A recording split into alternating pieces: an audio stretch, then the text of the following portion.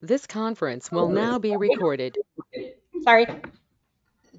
That's okay. Jacqueline Troisi with Stavitsky and Associates on behalf of the appellant. Good afternoon for the appellant Bruce Stavitsky. Thank you. And starting here to my right, we have Holly Reese, City Clerk. Mike Scanlon, City Councilor. Tim Barrett, City Council. Laurie Smith, City Council. Andrew Chalmers, City Council. Elizabeth Fitzgerald, City Councilor. Laura Benner, BCA. Lynn Vera, BCA. Ed Claude Felter, Senior Appraiser for Nimerick. Emily Norway, Tax Assessor for the city. Sue Ellen, Administrator. well, thank you. Thank you very much. I hope you caught all that. So we have our lister here. We have the appellant here. The procedure is going to be as follows. We're going to hear from the we're going to take oaths of both the lister and the appellant to speak truthfully. We as the BCA have already taken our oaths to listen and determine truly to the information that will be here. Then the appellant will present their information, at which point we will ask questions as the Board of Civil Authority, and then we will move to the lister's presentation and ask questions of the lister for their information. I know there'll be tons of questions. I know this is different from a residential property that we often hear in town. In the residential property is very much fair market value of the real estate sale price that we're all familiar with. This is a commercial property, can go either way. We've done these in the past, and sometimes the property value is based on the revenue that the commercial building takes in, as opposed to necessarily the sale price. But the attorneys here will tell us which way they're going with that appraisal, I suspect, and or Mr. Ed, who are with the New England Municipal Resource Center. you're with the appellant? I'm with them in the assessor's office. Thank you. Okay, so you will help us determine whether this is going by revenue or whether this is going by sale price or some combination of the two.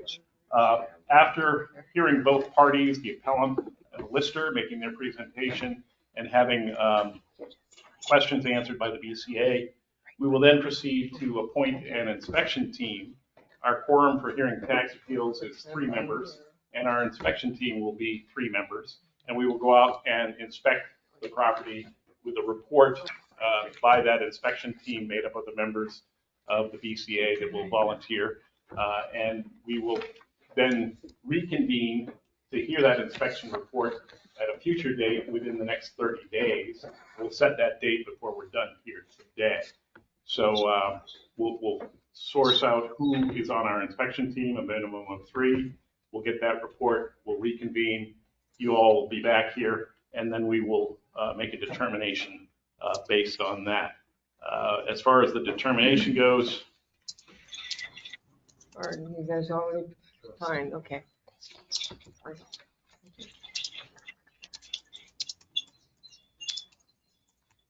When we're done with the determination on the second hearing, when we get the inspection report, it's not as vital for the appellants to be there, perhaps other than they'll get a copy of the inspection report, but pretty much we accept the report and then we promptly go into deliberative session. So it isn't as exciting on this second hearing because we just take the report and go, we'll get back to you. And then I believe we make our determination and issue a decision in writing in 15 days. So with luck, this should be wrapped up in 45 days. Any questions on the procedure? Okay, no questions here? All right, then we'll take the oaths for the lister and the appellant, please. I think you have a copy of those. All right. So if you wouldn't mind, those who will be taking the oath, under the pains and penalties of perjury, do you solemnly swear that the evidence you give in the cause under consideration shall be the whole truth and nothing but the truth? Yes. Okay. So you'll be speaking, and same with you, Bruce and Jacqueline? Do you, under the pains and penalties of perjury, do you solemnly swear that the evidence you give in the cause under consideration shall be the whole truth and nothing but the truth? Yes. Thank you. Okay, we're going to go with the appellant, first. So we have information in our packet. And Bruce, Jacqueline, the floor is yours.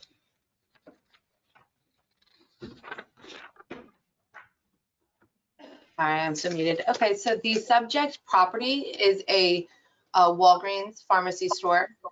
The assessed value for the 24 year is $5,328,000.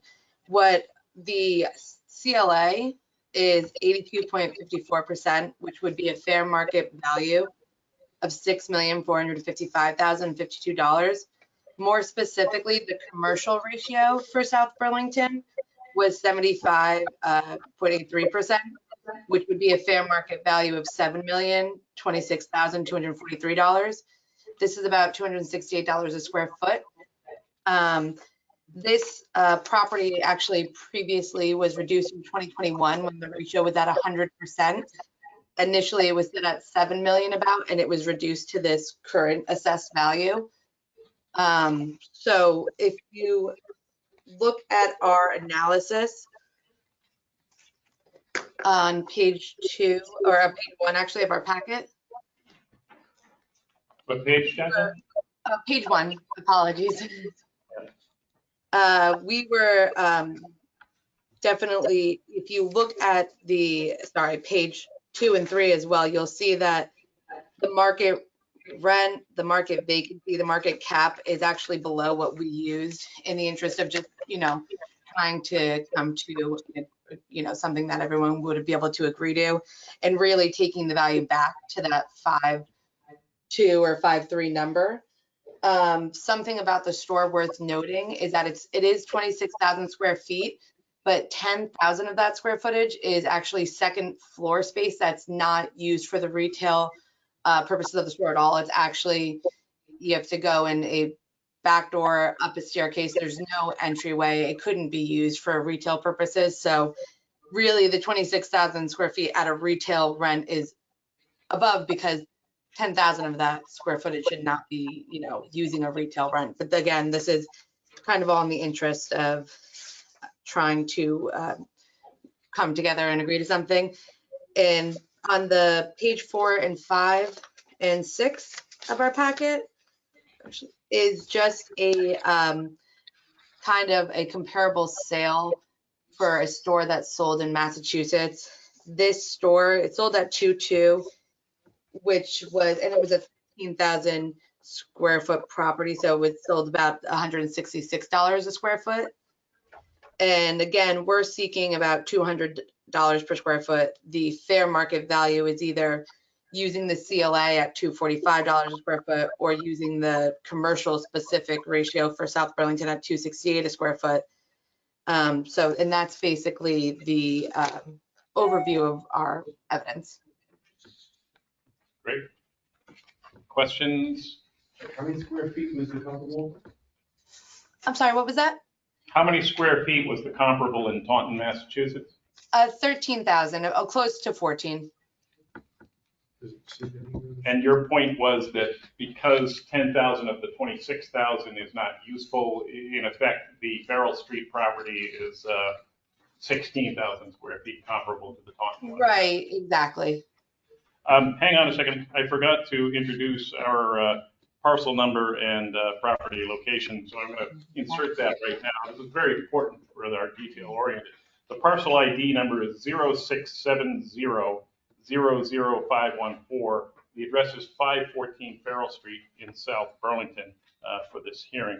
And of course, this is on Farrell Street, directly opposite the Shaw's Plaza, if you will, on the corner of Route 7, Shelburne Road, and Farrell Street, where the old Habitat or one of the craft stores used to be. Is that correct? Correct. Next to Kegel's gas station. Kegel's, which no longer exists. Okay, but it used to be a craft store of some sort. Michael's. Thank you. Before that, it was. Ben Franklin, and then add that. Okay, thank you. I think we've got it straight. Other questions for the appellant? Is this the only comparable that Walgreens has in the past few years? This is the only comparable, mainly because really we believe it should be an income approach for this type of property.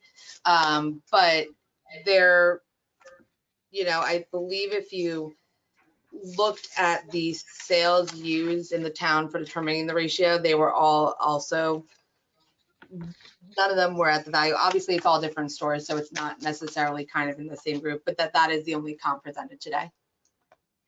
So again, Jacqueline, you were saying that the Taunton one is based on sale price or the income?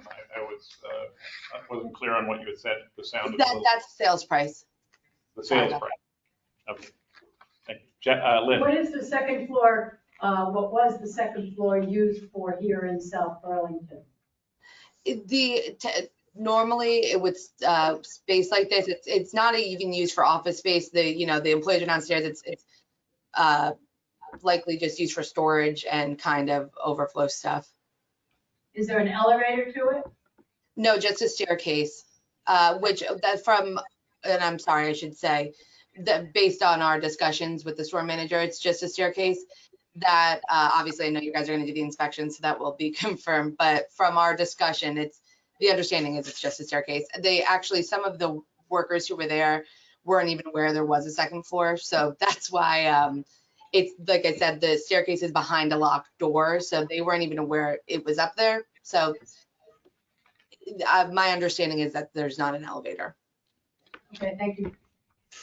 Donna. This is Donna Kendall, a newly arrived Board of Civil Authority member. Sorry. So you said South Burlington's assessment is based on income? If that's the case, what income does Taunton have versus the South Burlington? I would have to confirm the Taunton income. I might be able to do that quickly. Obviously, this is some of the benefits of being virtual.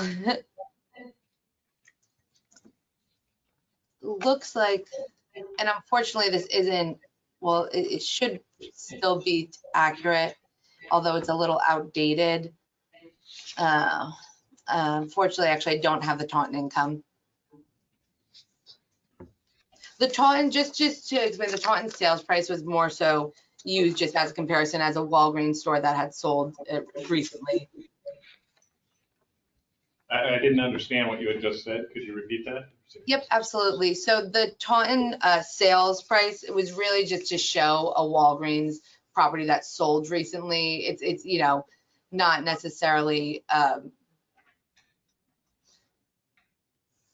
although I understand the line of questioning about, what was the income and what is the income here, but unfortunately I do not have the income for the Taunton property.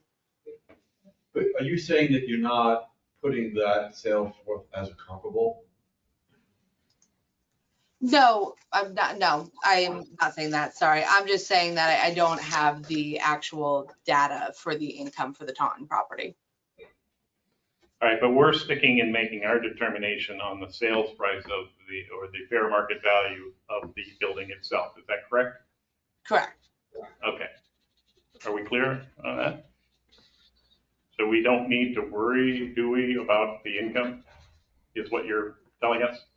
Right. Okay, fair enough. Easier for us, I would imagine. Questions from the board? Okay, and I'm sorry, we have Donna Kinville and Margaret Sunderland is another member of the BCA who has just arrived as well to help here in this process. Hello. But can someone actually walk us through the income method? I don't understand all the lines, which of these lines are actual data. I mean, this is the appellant's data? Yes, and I'm going to maybe defer to hopefully Ed when we get to the listers work on that. So. Okay, but this is the appellant's presentation, Yes. right? Yes. Okay. But he'll be able to help us interpret something that isn't really relevant, I think, if we're going to be talking about it for our decision making. We'll see. Okay. Other questions for the appellant before we move on to the lister? Okay. Emily and Ed, you're up.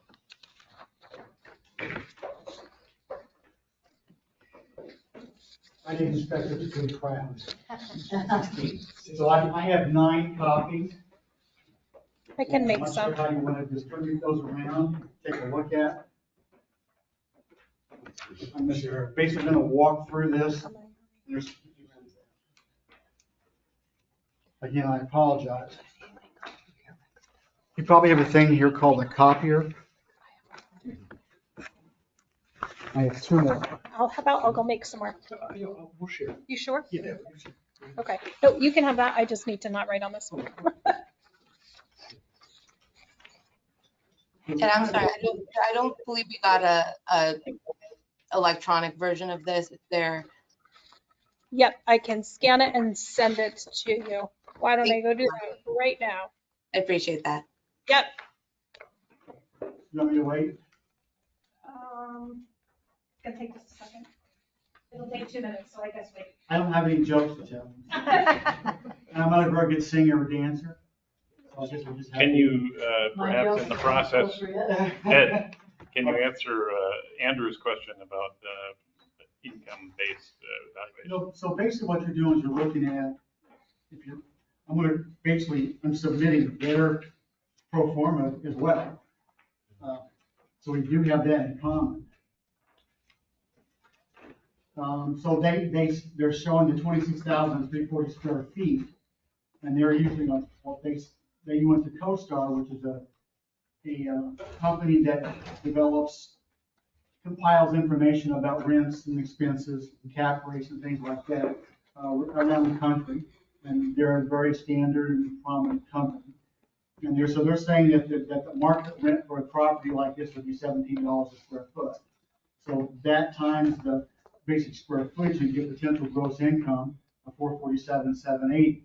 Well, then you need to deal with it's presumed that there's probably going to be some vacancy for most types of properties, especially like apartment buildings or things along those lines. There's no vacancy with this one because they own this property currently.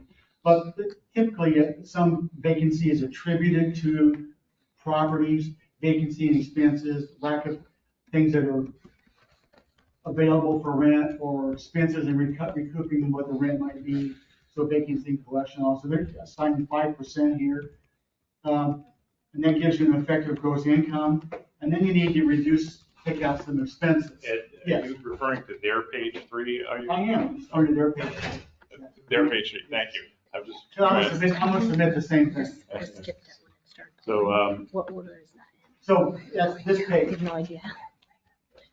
Which It looks like is, that. when does this come? When's first? and when you said the 447,780, what was, That's potential gross income based upon the rent of Yep, $17 keep a going. square foot. Yep.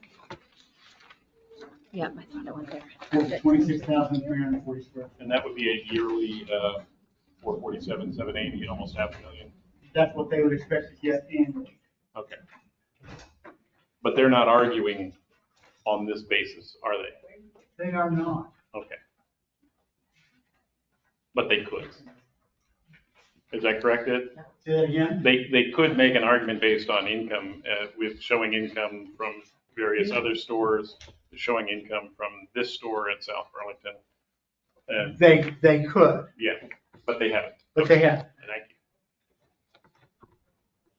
So then once you take your expenses away, and you get your net operating income, which in this case is $395,473, and then you need to capitalize that income.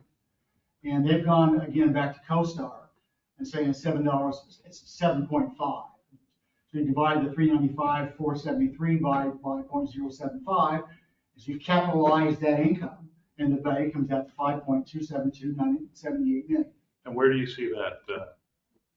On the I think it's front on- page 1, Again, back on this report, on your report? on their report. No, they're- I'm submitting the same Right, report. on page 1, Ed, I'm just trying to keep the pages straight. Yes, it's they're on their page. They're 5.2, Yes, okay, yes. all right.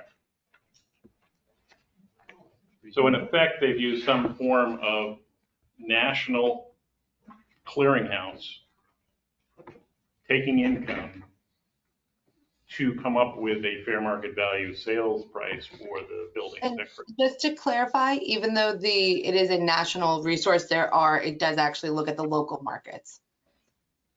So this was specific this wasn't just a national number. This was actually specific to the market that South Burlington falls into. Of that type of property. Right, okay, fair enough. So that we're getting on their report a fair market value that does seem to include some sort of income consideration for it, correct? So it seems. Okay, all right, I'm sorry we've interrupted your presentation, but we were trying to get a feel for where does the income fit in, or does it fit in? And I hope everybody's clear on that. Is everybody clear? Did that answer your question, Andrew? About income-based valuation? Sort of. I want to get the rest of this one. I may have more. Okay, fair enough. So, Sorry, we're just scanning the document and trying to get it to you. I'm just waiting for it to get into my email. Perfect. Thank you so much. Yep. So while we're waiting for that, my understanding is that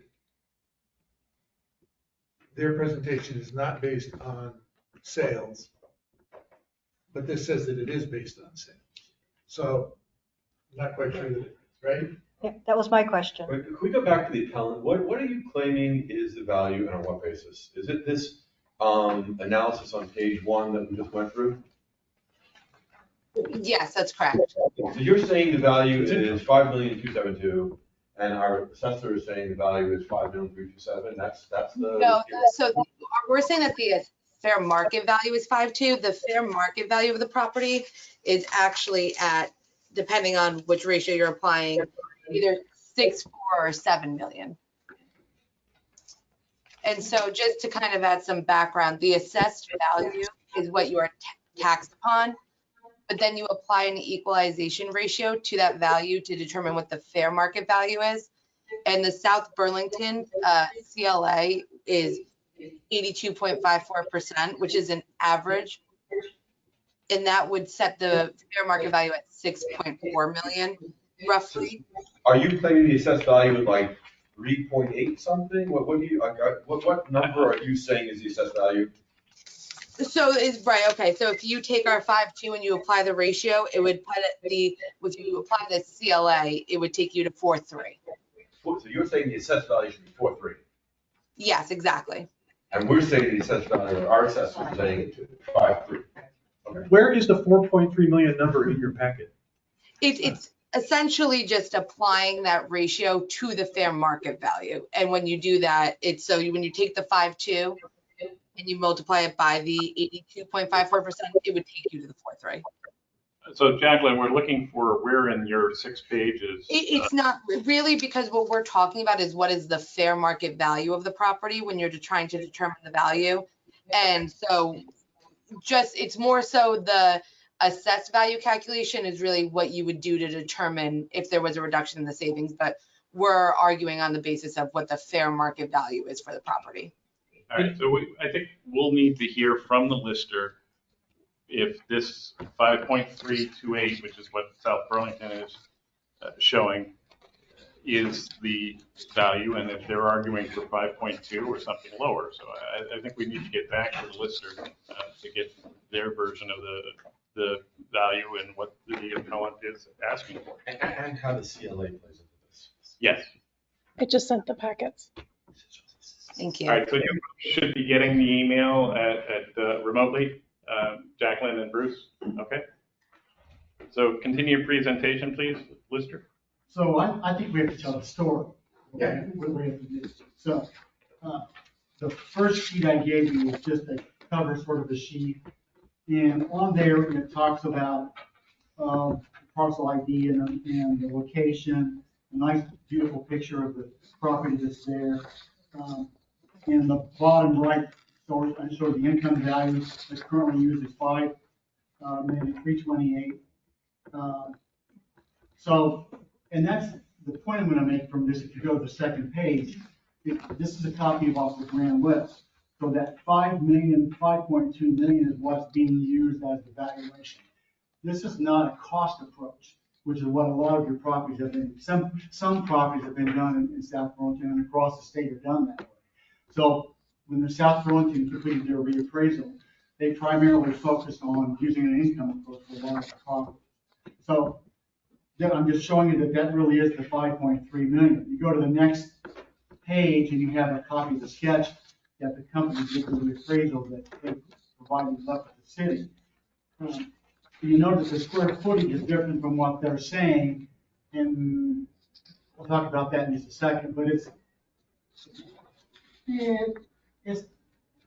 a little bit, but not a lot. Well, but it's the base floor, they're using 18,000 and they're saying 15,000. It's not huge. Okay, so it does show that there is the second floor area, and part of this, there's a carport that people can drive through to pick up medications or things that are coming from the pharmacy. They can do that. That's there as well. So this is the sketch that's used, and then we come to the spreadsheet, nice, beautiful blue and yellow spreadsheet that shows how it was broken out for purposes of valuing the property. So they assessed the 18,000 square foot first main floor area at $25 a square foot for a rent of $450,000. And then the upper portion of that, the 10,800 square feet, they did at $8 a square foot. And so, we agree with them that that upper floor doesn't really serve them any purpose, to tell you the truth. It's not really useful, but it is there. So it was their part of the building previously, and when they redid the building in about 2009, something along those lines. It was refurbished, if I recall. So they get in this case, we get a total income of $536,400, and this is on the original sheet that was done by the city, a 5% vacancy and collection loss. They used 15% for expenses. They had a cap rate of 8.13, and that came out to be the total value of $5,328,000. So then the next thing that I have is I have a copy of their lease. And this is what was presented. And if I could just jump ahead beyond the lease page to the next page, and what you see is the page that says formal review. So when they came in, originally this property, like they indicated, was assessed at something like 7.5 million, 7.4, somewhere along those lines, and the property was appealed. And they came in. When was that? That would have been 2021. Oh, in the last reassessment. Yeah, so the very top right, July 7th, 2021. Yep. At 1 o'clock. And that's when they had this appeal. This is the result of the reappraisal that was done at that point in time. So we're going back, about 3 years now. Do we have that report that came back from the people that inspected? Did the BCA go there? I wouldn't have any idea. I don't think we did. I think they settled. I don't think there was a BCA. For the Oh, you grievance. settled before that. I think this came out of the grievance here. I understand. So they had a conversation about the value of this property.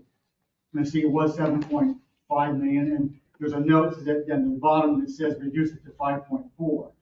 So they also at that point in time discussed the square footage discrepancy, and it was the first floor was 15,682, and the 10,658 was the upper floor level, and that comes to the 26,340.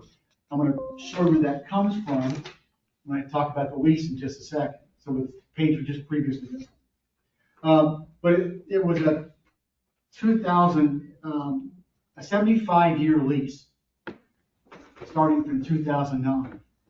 And I'm going to show you that. And really the total lease value for that was $671,000 a year. And it was going to be retrofit, build to suit, so to speak, for when Walgreens was coming in and taking over this building.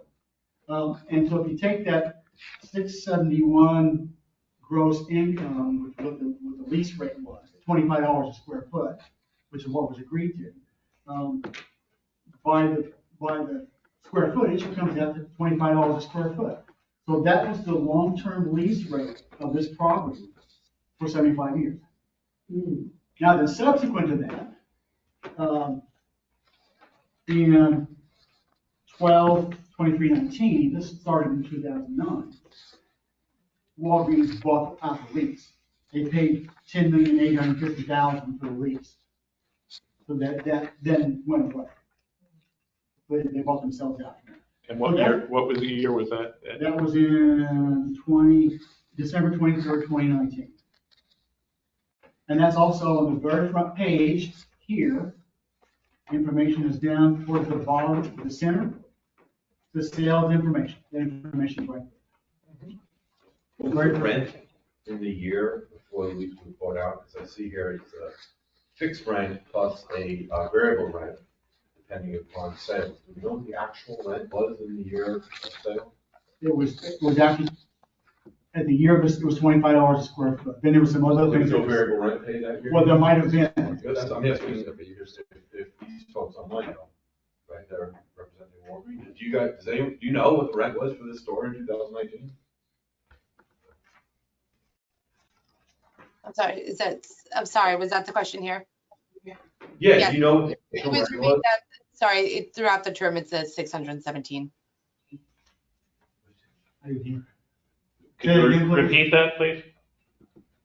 617 it would have been, because for the term of the lease, it was throughout that, at that rental rate. Because he says 75. No, I understand, but you're saying that there was never any variable rent, it was just always a fixed rent?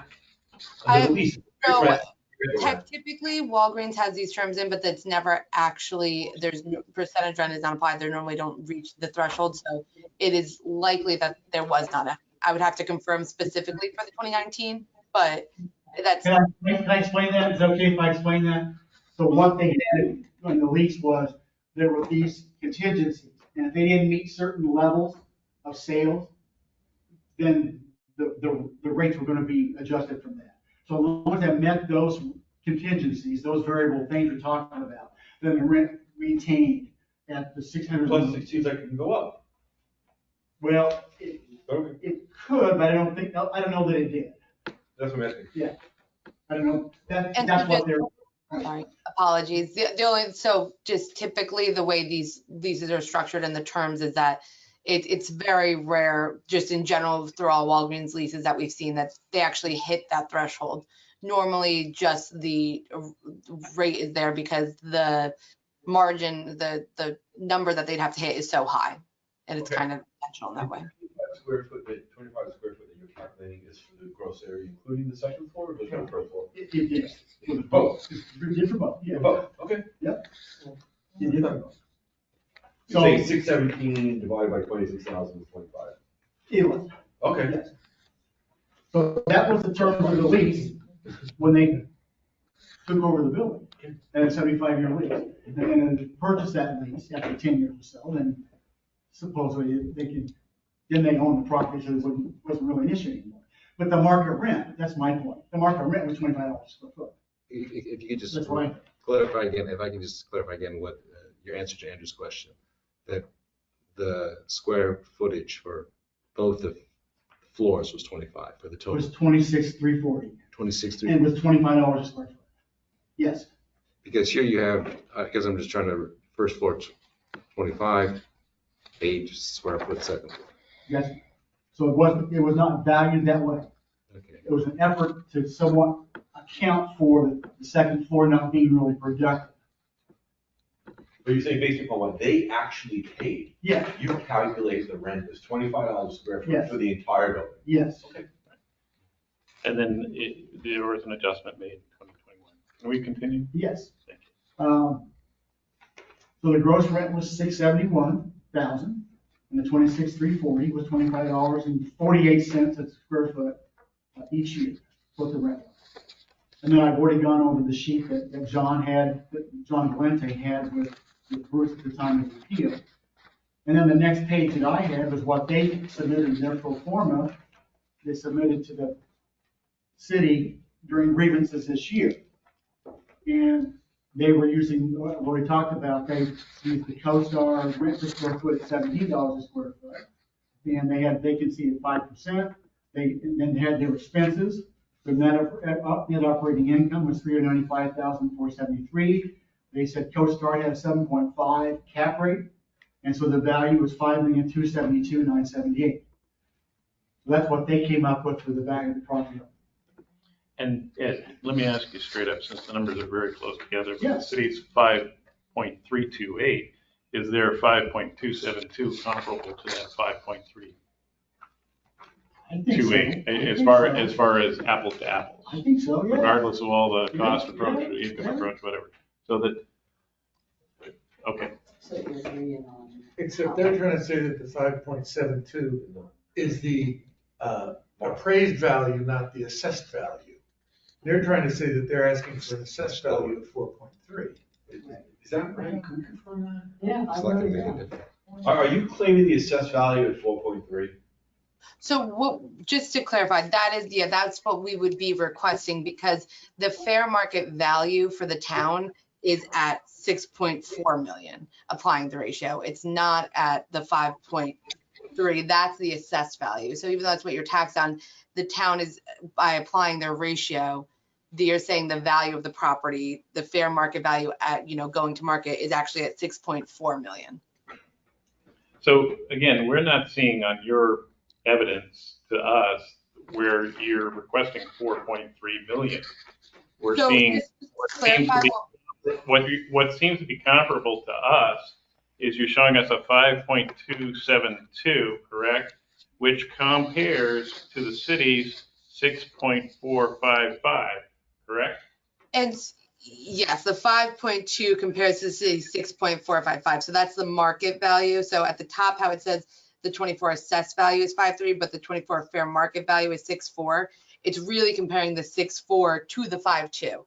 But the idea would be that if you took that same ratio and applied it against our market value conclusion, that's Yes. where you would come out with the 4.3 number. But for our purposes, So- we're working with, go ahead, Bruce. Yeah, I'm sorry. What is missing from that pro forma? There should have been two lines after the fair market value conclusion, which was the 5.3 million number. The next line should have been ratio, and then the next line should have been requested assessment. It's just simple multiplication. You're taking the fair market value conclusion, which was the 5.2 or whatever the number is, multiplying it by the ratio, which is 80% indicating what the assessment is. So that's the 4.3 million number that Jackie is testifying to. So what we need, Bruce, in order to go apples to apples, and regardless of the ratio, is that we'd like to hear the exact 4.3 number that you're requesting so we can compare it to our property card at a 5.328000 number. So, Right. So then, Jackie, you, for the purpose of the record, would put on the record what our requested assessed value is. right. So our requested assessed value would be exactly $4,352,316. 4,000,003. 52316, correct? Correct. 4352316. What is the percentage that you're using? 82.54%. 82.54?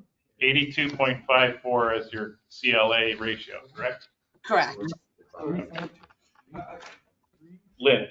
So my question is, if that's your, corrected by Bruce, that list there, if we're adding that times 0.85 ratio, why would you be adding that when the city doesn't do that?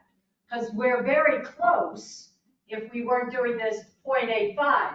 Where are you getting the idea that we should adjust our tax appraisal using that CLA ratio? So that is what, there's actually specifically, there's a 2023 equalization study results that South Burlington puts out, and they determine that 82.54%, and they apply it to every property. So it is South Burlington's ratio that's being applied, and it is what they're determining through their packet, that the number that they came to the conclusion of, you would then have to take it by that ratio. So that is what, to the point, actually, the indicated value that they are at is below what South Burlington is claiming is the fair market value. Okay, but I'd like to move things along if we can. Chris, I have another question. Yeah, hang on a second. To be clear, South Burlington has it pegged at 5 point, I keep saying point, but 5,328,000 even. And you're requesting 4 million, I lost the page. 352. 352, 316. So that's what we need as far as apples to apples. And we understand that the common level of appraisal at 82.54% can make it different for different numbers. But we're trying to keep the same number and refer to the same number. So I want to hear the remainder of our lister's presentation, and then we're going to do an inspection team. Andrew, do you have a relevant question at this point? I think so. Go ahead. So the first sheet shows that this very property was sold for almost $11 million, which I guess includes the buyout lease. This buyout lease. So that implies that the lease was a premium, i.e. it was a below market lease. Right? Because the lease was sold for more, I mean, we're saying the property with the lease was 11 million, we're saying the property itself was 5 or 6, so the lease was a below market lease. Significantly below market. I mean, it has to be, right? These are the numbers. So the $25 square foot is actually really low. And I don't know what the exact number is over the term of the lease, but that 25 is in my mind on the very low end of probably what the fair market value is based upon these numbers. It's clearly below market lease. So I'd love to know what the fair market value rent was, you know, if we can calculate that, given that this was a below market lease, and plug the actual fair market rent into these formulas. All I can say is that they were buying, they'd only been 10 years into the 75 years. But it's, I mean, but it was significantly in the money lease, right? Because you can see how much they paid to buy it. Well, I'm not gonna speak for them. Yeah. But from the perspective, one perspective is that CoStar says it's $70 a square foot. Well, but that's not, but we have the actual lease, so we have the actual lease buyout. Right? You can actually calculate the actual rent per square foot based upon looking at the lease and looking at the buyout and knowing the term. That'd be really useful to know what that number is. Is this information that we could get at the second hearing that we'll schedule, Jacqueline? So it just determined a copy of the lease. I just want to clarify. What would you like, Andrew? I would like to know the actual implied rent per square foot, given the terms of the lease and the amount that was paid to buy out the lease, which indicates that lease was below fair market value. So yeah, we can provide a copy of the lease, but what I will just say that, If I may, I'm sorry, I don't understand your question about the rent being below market value. You're saying that $25 a square foot is below market value? Kind of deep, because Look, we're not going to. I'm sorry. Look, stop. We're not going to get into whether it's below market value. Is there information you need from the lawyers I'd here? like to know the implied rent given the buyout $11 million. And how is that? Your question, if you take the annual rent and you divide that by the square footage, that gives you the implied rent per square foot. So I don't follow the question. So the answer then to the implied, your question, I lost the thread on your question, Andrew, because you've made it very complicated for me trying to follow. I mean, What number do you need from them? It's a number you can calculate, given the term of the lease, the amount paid to buy out the lease, right? You calculate an implied rent based upon that buyout. You're talking to them. Yeah, that's the question. I mean, I could probably do the calculation offline, I'm sure our assistant. Bruce, do you understand what Andrew wants from you? No, I couldn't hear the last part. It's a little bit, I guess, echoed. So I think you should be able to calculate an implied rent. The actual rent is $25 a square foot, plus there was an $11 million amount paid to buy out the rest of the lease, right? Because the lease was obviously a below market lease, otherwise you wouldn't pay $11 million to buy it out. So what was the implied rent based upon that buyout price? I think you're not looking at that correctly. You're saying something was paid to buy out the lease. There was nothing paid to buy out the lease. Someone paid about $10 million for this property 5 years ago. No lease was bought out. Walgreens continues to pay the rent. So I don't think you're understanding, or your question is something I don't understand, but because it doesn't make much sense. So you're saying that this property exchanged hands at $11 million in 2019? This property sold for, I don't know where your number is coming from. My understanding is it sold for $10 million and change in 2019. It is a leased fee sale. It's not fee simple. The valuation for tax appeal purposes or tax assessment purposes is a fee simple standard. So some investor decided to, on the basis of Walgreens' 75-year lease, which is definitely atypical in market. Tell me about any leases in your community or any community in Vermont that for retail space is 75 years. I bet you can't come up with one other than a Walgreens. So the rent is built to suit. If you take a look at the lease, there's a provision in the lease that says no broker. Okay, so no broker to me means no market. It was not exposed to the market. I've been doing tax appeals for Walgreens going on 30 years in Vermont, New England, New Jersey, and New York. All right, and for those assessors or boards of listers or boards of authority that do not understand what Walgreens a business model is, it can be a little bit confounding. So I'm here to try to explain that to you. It was not exposed to the market. The rent reflects a recapture of construction costs and then a very healthy profit for the developer when this thing was built. Well, it was actually probably negotiated sometime around 2006, 2005, and the lease itself was entered into in 2009. Again, no broker, investor probably bought it, sight unseen, leased fee. Standard is fee simple. We look at market rent, not contract rent. So I'm sure that if Walgreens was paying $2 a square foot, we came to you and said, hey, we want you to appraise it based on the $2 per square foot, you would say, no way. All right. So we look at market. And one of the sources for establishing market are survey systems like a CoStar. And CoStar indicates for the general market in which South Burlington is located that for retail properties, market rent is $17 a square foot. And that's what we applied. And we applied it in a very generous way to the entire square footage of this building, the 26,000 square feet. From our discussions, and you'll see it for yourself, I haven't been on the second floor in this building. I admit that. But my understanding is it's not used at all. So we applied a market rent of $17 a square foot to the space because it exists. I would say that that space probably has no value in the market. And so then you're developing a market rent for the first floor, for the footprint. And if it's $17 a square foot, then our value conclusion or our value estimate would be far less than our 5.3 market. Again, that's not what we're saying the assessment should be. We're saying that's what the market should be. And Jackie simply applied the ratio to that market value estimate. That's as simple as that.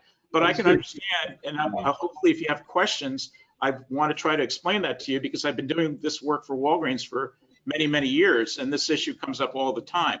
And so, you know, I'm here to answer any questions that you have. But in terms of the inquiry about the implied rent, there would be no implied rent. The contract rent is the contract rent. Whatever it says, that's what it is. Either then the $11 million is the value of this property in 2019, or some portion of it was to buy out the lease. I'm not clear from you how much is which, but either way, either the 25 is too low or the property is worth $11 million in 2019. That's what I see. Fair enough. Let's continue with this presentation, please. And we can bring it into our inspection report, Andrew, and we can bring it into deliberative session if you want to pursue that. So we've gone through the pro forma. Then I have just a picture of the plan, which is a little bit different than what the original stuff was done. I have not measured the building, so I can't really say otherwise. I'm going to assume that the 23,000 square feet is correct. I'm going to assume that's correct. And so then I went along and I recalculated the income approach using basically the expense information and the cap rate that they put in there. As if I maintain the $25 a square foot, because I figured that's what the rent was in 2019, that's, I think, what the market rent is. And so that came out. But you were generous, because you didn't apply 25 for the whole thing. Andrew, can I we did not. let him finish? I decided that I agree that the upper floor area is not all that valuable, and so I used $5 a square foot for that portion. And I came out with, again, CoStar cap rate 7.5, I came out with 5.1.26. That's where I came out. The last thing I have is I just have a listing. A listing is not necessarily a sale. It's not necessarily not even a market value. You can ask anything you want. But this is a listing of the CVS over in Colchester, over by Costco. And they're saying, in this case, that the cap rate's 5.75. It's a little bit smaller building, but the active listing for this now is about $5.1 million. Sort of matched what I had, so I felt pretty good about that. And the last thing I will say, and then I'll be quiet, is that I would not apply the CLA in this situation. The CLA is primarily used to adjust the education tax rate. That's how the CLA is applied. Now, can it give you some estimate of value? You potentially could do that. But it's not really what we do in Vermont. The CLA is applied, again, to determine what the education tax rate is. That's what its implication is. It's to equalize the taxes from town to town. That's why they generate that. So wouldn't we divide by 82.5? You would. Instead of multiplying? Yes. Determine what the value is. And hence our confusion. Thank you. Yeah. Okay, and so the CLA is a bit of a red herring. I would not apply it. Any other thoughts? I think I've said enough. All right, questions for Ed? Okay. Yeah, one quick question. Why did you decrease the warehouse upstairs from 8 to 5? I like 5 is a great number, but I'm an appraiser. Okay. My opinion. Okay. All right, our next step would be to schedule an inspection team. We will need at least 3 of our members. Will the appellant need to be present? Would the appellant like to be present? No, that's fine. And we can arrange it with the store manager to make sure that they're aware and, prep for you guys. Yeah. And we'll have access to the second floor. We need to see all corners of the property. We'll make sure like I said, actually, I know that there's only the store manager has access, but we'll make sure that he's aware that you guys would like to see it. Yeah, we'll be asking to look at the second floor, that's for sure. Right. And is there any time frame if we were to schedule it as early as tomorrow or next week? Are there any days or times that you're aware of? Do you need more time to schedule with your store manager? If we could, I would, they tend to be there, so hopefully they would be able to do tomorrow, but just because the store manager is not always present, and like I said, from my discussions, only the manager has access to the second floor, and I want to make sure you guys can get up there. So if there's time. I think it'd be too soon to see it tomorrow. It's already 3:00 in the afternoon. Sure. So we'll speak to the store manager, find out his or her availability. And I think next week is reasonable. Today's Thursday. So any point next week, do you have dates that you're available or unavailable? Well, we're going to find out. We're going to find out right now. Okay. Looking for 3 persons to go inspect and write up a report on the Walgreens over on Farrell Street. I'll be more than happy to be there. I can be there any day, Wednesday, Thursday, or Friday of next week. What time approximately do you think? Whatever time works for anybody. I can't do it too late in the day on I'm Wednesday. available those days. You're available? Unavailable. Unavailable, okay. I could do it at like 8 o'clock in the morning. 8 o'clock in the Whatever morning? time they open up. Okay. That would be 2 of us. Is there a third that's willing? 8 o'clock on Wednesday, Thursday, or Friday of next week? I take my kids to school. Okay. Can't do Wednesday. I could do Thursday. Thursday at 8 o'clock in the morning? Does that work for you, Tim? Thursday at 8. Okay. Do you want a 4th, or are you fine? I think we're fine with 3. I'll be measuring my laser scope You have that? upstairs. No, I don't have one. Does anybody have it? Are they open at 8? Will they be open at 8 o'clock? Do we know? you have know, no idea. I'm sorry? We have no idea. We'll have to find that out. All right, so we're going to shoot for 8 o'clock on Thursday, September 19th. Thank you, Lynn. So that's in the morning or the evening? 8 o'clock? 8 a.m. 8 8 a.m. a.m. Okay. What we're finding on quite a number of these Walgreens is that the pharmacy departments are closed on Saturdays and Sundays, and their hours are being cut back. So if they're not available at 8 a.m., we'll let you know. Would we be It says available? 8 a.m. to 10 p.m. on their website. All right, if so is that the pharmacy, that is the store hours, but that may not be the pharmacy hours, just so you're aware. the store manager should be able to be there at 8, correct? Yes, that would be the hope. All right, the store is open at But 8. the So, pharmacy area might be not right. So able maybe, to access. We will have to confirm all. What may be on the website may not be reality. So we'll let you know. very good. So the members of the inspection committee will be myself, Chris Shaw, will be Counselor Tim Barrett, and Donna Kinville, BCA member. Okay, Great. so those will be the three, and then we need to set a hearing again to come back and hear that report. I would like to look on the last week of September from the 23rd to the 27th. Holly, do you have any recommendations? I will not Free. be available that week We only need a quorum of 3. either. I know, but I'm just- Whatever works. Schedule. Anything other than the Thursday in the evening? Is an afternoon one okay? You want to do Wednesday sometime? Sure. The 25th. Yeah. I have a appointment out in the morning, so that's fine. All right, so what time is You're good out. for you? I'm traveling. Is 4 o'clock good on Wednesday? Is that, Wednesday, 25th, I can do the morning. I'm good for 4. 4 p.m., just to clarify. what day is good for you, Andrew? We're working on it. I can do the Tuesday before that. In the morning or? 24th. I mean, the morning of Wednesday would be good, like at 10. Okay. Is Wednesday the 25th, anybody have a problem with 10 o'clock in the morning on Wednesday the 25th? You, It'll be close, but I should be able to make it. Chris, I can. So there's 3. I'm sorry? It sounds like that will Can you work. make it 9, That's fine. I can't make it 9. 9:30? My meeting gets done at 9:30. You what? I have a meeting till Okay, 9:30. So 10 on the 25th? All right, so we're going to reconvene on Wednesday, September 25th at 10 o'clock in the morning. Got it. To hear the inspection report. This is predicated on us being able to get the inspection on Thursday, September 18th. Did I get that date correct? Was it the 18th? That is the 19th, right?